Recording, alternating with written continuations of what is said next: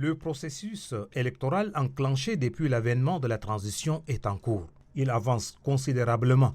Après la mise en œuvre des résolutions et recommandations du dialogue national inclusif et souverain de Nice, un pas de géant vient d'être franchi.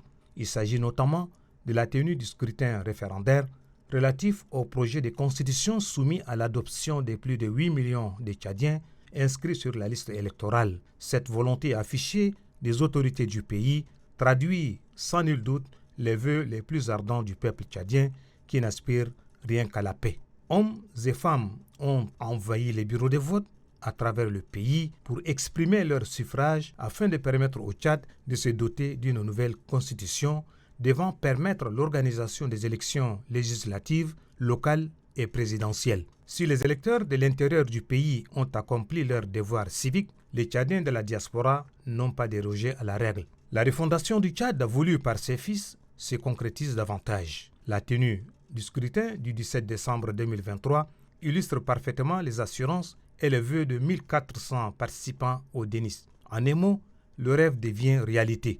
Le Tchad marche sûrement vers le retour à l'ordre constitutionnel, lequel référendum, dont les résultats sont attendus d'ici le 24 décembre, sera soumis à l'adoption du Conseil national de transition CNT. Une fois approuvé, le projet de la Constitution sera promulgué par le président de transition, président de la République, chef de l'État, général Mohamed Idriss Déby Itno, ce qui ouvrira la voie à la mise en place des autres institutions contenues dans la nouvelle Constitution de la République. De toute évidence, le scrutin référendaire de ce dimanche s'est déroulé sans incident, dans le calme et le respect. Les électeurs sont sortis massivement pour accomplir leur devoir civique, et ce, à travers l'ensemble du pays, y compris les Tchadiens de la diaspora. En somme, il est important de souligner que toutes les classes politiques et les forces de défense et de sécurité ont parlé le même langage, celui de l'unité, de la paix et du développement socio-économique de leur pays.